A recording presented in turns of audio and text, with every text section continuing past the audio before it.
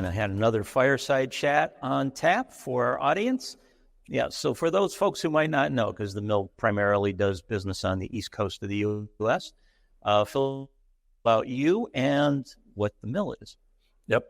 So the mill, we are an independent family-owned ag retailer based out of North Central Maryland, but also we get to operate up into Southern Pennsylvania as well. I am the Sustainable AgTech Director at the mill, and my role kind of focused all around precision agronomy and bringing some of these different technologies back to the farmers was really created about 4 years ago. We kind of saw that need, just how things were advancing within agriculture, and no one was waking up thinking about all these things and just trying to figure out how we can take some of these tools and bring them to the farmer kind of as their everyday work. So that's how my role was kind of crafted and formed. Okay, so just dive a little bit more about the evolution of that aspect of it at the mill, because I know the mill has a reputation for precision agriculture that goes back several years. I've been hearing about it, but how has it changed from when it started to now? What kind of, if you could just give us a little nutshell of what's been the major advancement you've seen in that time frame?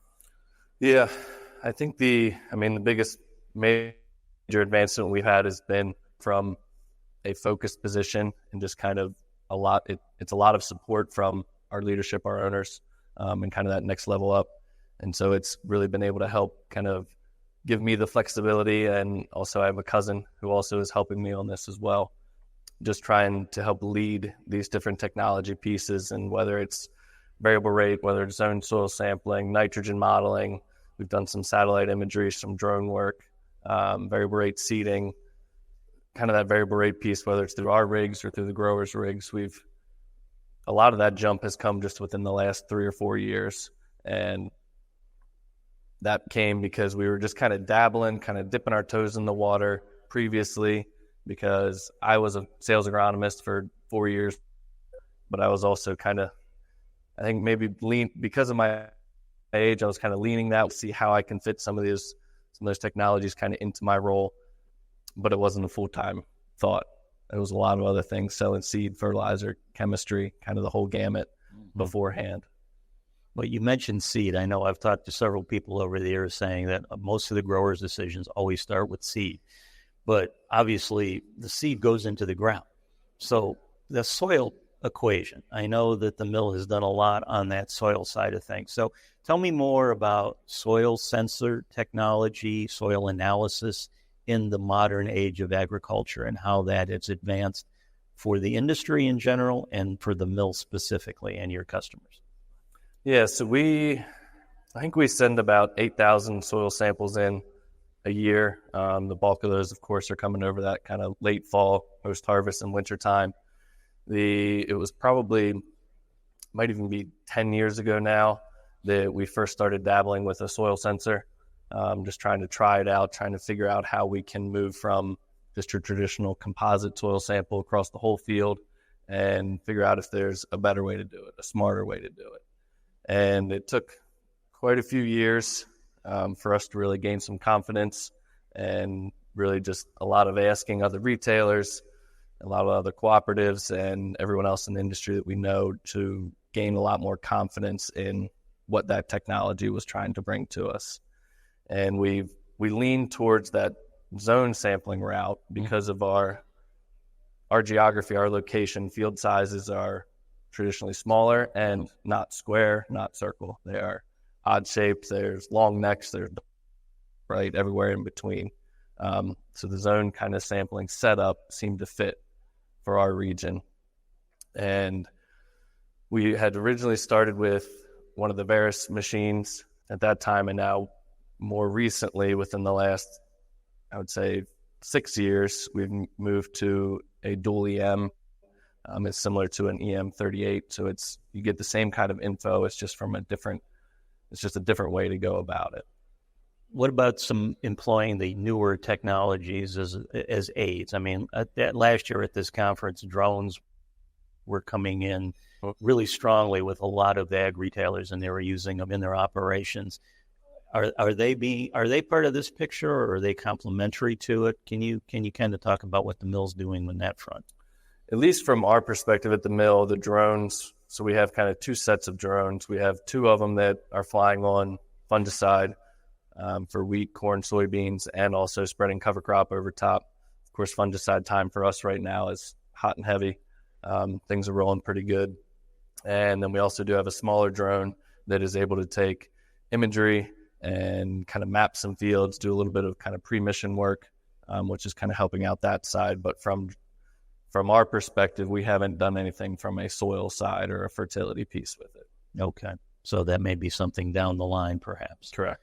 Yep. What about other, I mean, again, we're here at Tech Hub Live. Of course, this is a celebration of ag technology, new and existing.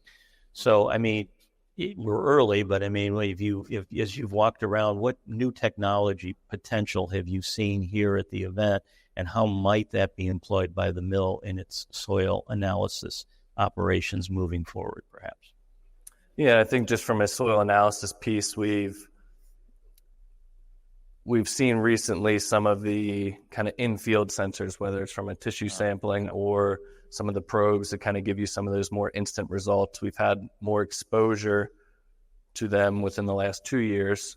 We've been able to, some other vendors have been able to come out and kind of try them out, and they weren't even ones selling it. They were just trying to use it to help maybe market their product, kind of showed the value in what they were doing. So we were still very intrigued by some of those. I am as well, because that is going to speed up the analysis, the soil analysis itself, get the results back, let us get back out into the field quicker for any, whether it's tissue. I'm very intrigued to see how that kind of progresses. Okay. All right. Very good. So if you could, I mean, like you say, been doing the soil analysis for a while now for your grower customers, obviously. If you could walk me through, I mean, if I'm a grower and okay, I'm asking you, the mill, to help me do soil analysis, what's the process that we'd be going through, and how about the timing as well? So if you could. Yep. So from a timing standpoint, ideally we'd want to pretty much follow you behind. When you're driving the combine, we almost want to be right behind you as best that we can. Okay. Just because that helps speed up that process for us and also for you, and getting results back and then starting that plan for the next year. But then deciding on how we are going to soil sample, whether it's one sample per field like your traditional composite, or if I can sell it good enough, talk you into zone soil sampling. That would, of course, be figuring out what acres you want to run. We will take the Dualum sled, we'll pull it behind a gator that has the RTK bubble on it, so we know exactly where we are in the field. And we got our good swath width, we got our speed, and we're collecting all that data. And then within a couple days, we're able to ingest that into our GIS software, which is the EverAg Field Analytics platform. And we can take that data set and create zones off of that. And what we want to do is we want to take our shallow EC, our deep EC, and then also stack in some topography as well. Okay. Because we know with our elevation changes, it changes quickly. So that's going to absolutely have an impact on nutrient availability and crop productivity. So then from there, we'll be able to dispatch that out to the soil sample team, let them go out and pull the samples and create the fertilizer maps off of that. And I think just as a very general thought, we did a quick analysis last year, and for growers running with the zone soil sampling and coming back with a variable rate phosphorus and potassium recommendation for their fertilizer, if you compare that to just a flat rate application, just average out all those samples, about 15% of the acres that we pulled up would have gotten the correct rate from the zone, from the variable rate compared to a flat rate.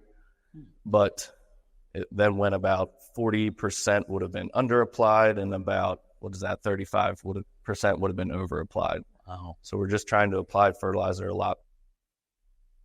in a lot more economical and agronomical sense. Well, and as you mentioned, the sustainability factor, that definitely would come into play there. That's a huge part, yes. Yeah, very good.